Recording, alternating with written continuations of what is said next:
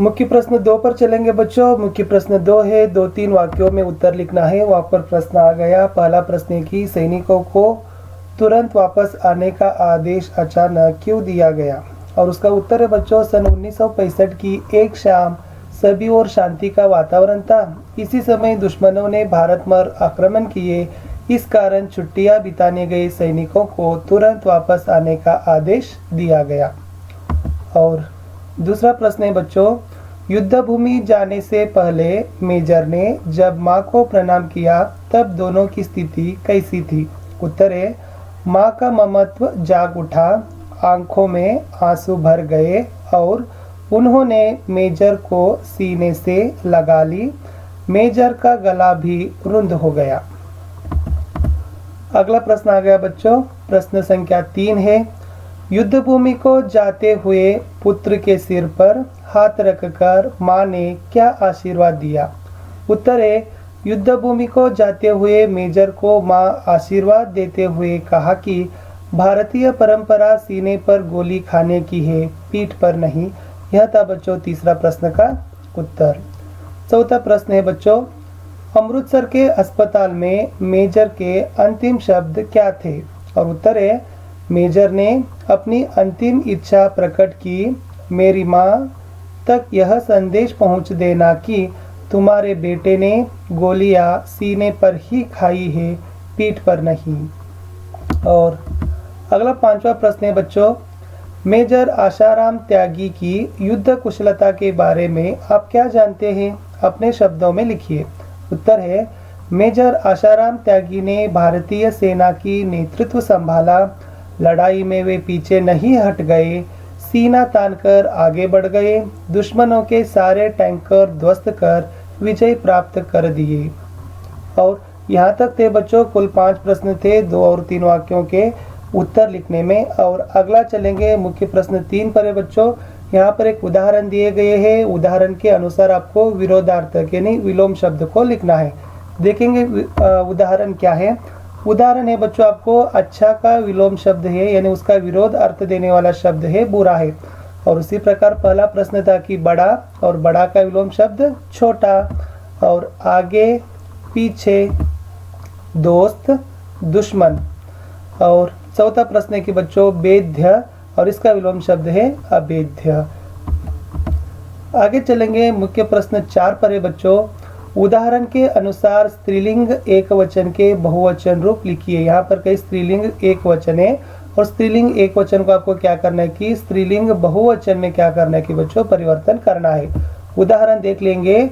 उदाहरण तैयारी है और तैयारी का जो बहुवचन रूप यहाँ पर परिवर्तन हुआ गया है कि बच्चों तैयारियां, यानी यहाँ पर बड़ी री से शब्द अंत होता है एक वचन में, लेकिन बहुवचन में यहाँ पर क्या करना है कि छोटी री में छोटी ई लगानी है और या के ऊपर चंद्र बिंदु लगाना है। इस प्रकार हम स्त्रीलिंग एक वचन को बहुवचन में परिवर्तन कर सकते हैं। याद रखिए, शब्द के अंत में बड़ी ई होती है, उसी को क्या करना है कि बहुवचन में छोटी ई या और या के ऊपर चंद्र बिंदु लगाकर बहुवचन में परिवर्तन करना है स्त्रीलिंग शब्दों को।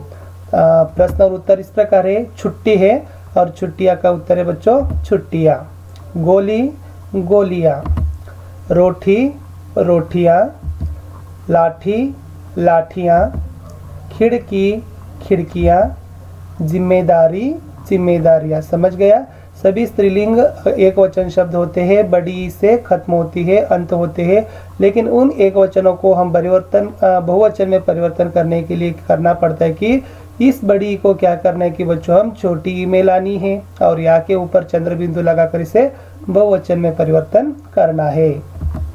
आगे है बच्चों, नमूने के अनुसार शब्द को क्या करना है कि बच्चों बनाना है। क्या है नमूना देखेंगे। है मालिक का जो उन्होंने शब्द को बनाया गया है कि मालकिन में बनाया गया है, यानी यहाँ पर भी कई लिंग है। ओके, पुल्लिंग और स्त्रीलिंग शब्द है मालिक, मालकिन। और उसी प्रकार आ गया बच्चों धोबी, धोबिन। बाग, बाघिन। माली, मालिन। साथी, साथिन। और अंत में बच्चों तेली, तेलिन। इस प्रकार आपको क्या करना था कि नमूने के अनुसार शब्द में परिवर्तन करना था, शब्द में बदलकर लिखना था। आगे है बच्चों, नमूने के अनुसार अन्य वचन शब्द को आपको क्या करना है कि लिखना है। देखेंगे शब्द कौन कौन से है। परीक्षा का वहां पर अन्य वचन रूप है परीक्षाएं। ओके, देखो सिंपल से आपको क्या करना है कि परीक्षा है और वहां पर आपको लिखना है कि ए और ए के ऊपर चंद्र बिंदु लगाना है। इसी ए और ए के ऊपर चंद्र बिंदु लगाकर आपको बहुवचन में परिवर्तन करना है। देखो, माला मालाएं, शाखा शाखाएं, कविता कविताएं, पत्रिका पत्रिकाएं, रेखा रेखाएं।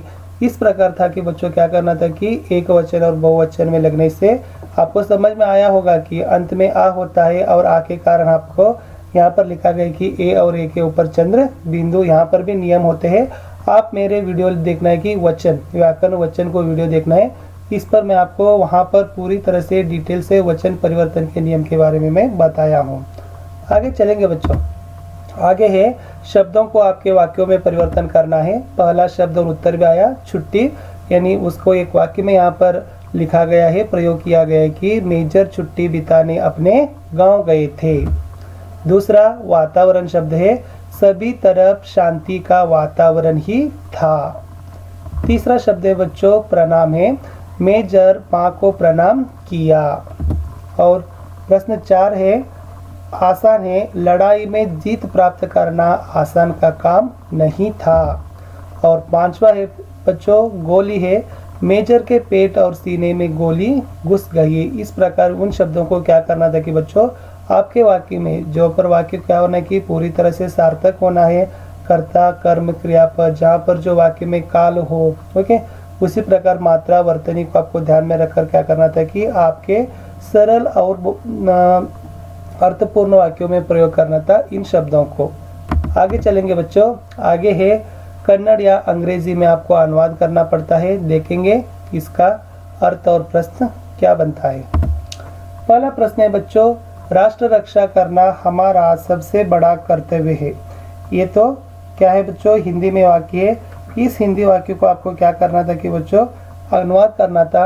यहाँ पर मैं कन्नड़ में भी बताता हूँ, ರಾಷ್ಟ್ರ ರಕ್ಷಣೆ ಮಾಡುವುದು ನಮ್ಮೆಲ್ಲರ ಆದ್ಯ ಕರ್ತವ್ಯವಾಗಿದೆ, ದೊಡ್ಡ ಕರ್ತವ್ಯವಾಗಿದೆ ಅಂತ ಕರಿತೀವಿ. ಓಕೆ, ಸೊ ಅದನ್ನೇ ಇಂಗ್ಲಿಷ್ನಲ್ಲಿ ನಾನು ಬರೆದಿದ್ದೀನಿ, protecting our country is our foremost duty ಅಂತ. ಇದು ಇಂಗ್ಲಿಷ್ನಲ್ಲಿ ಆ ಥರದ್ದು ಅನುವಾದ ಆಗತ್ತೆ. ಅದೇ ತರನಾಗಿ ಎರಡನೇ ಪ್ರಶ್ನೆ ಬಂದ್ಬಿಟ್ಟು ಮಕ್ಕಳೇ, ಭಾರತೀಯ ಪರಂಪರಾ ಸೀನೆ ಪರ್ ಗೋಲಿ ಖಾನೆ ಕಿ ಹೇ ಪೀಠ್ ಪರ್ ನಹಿ.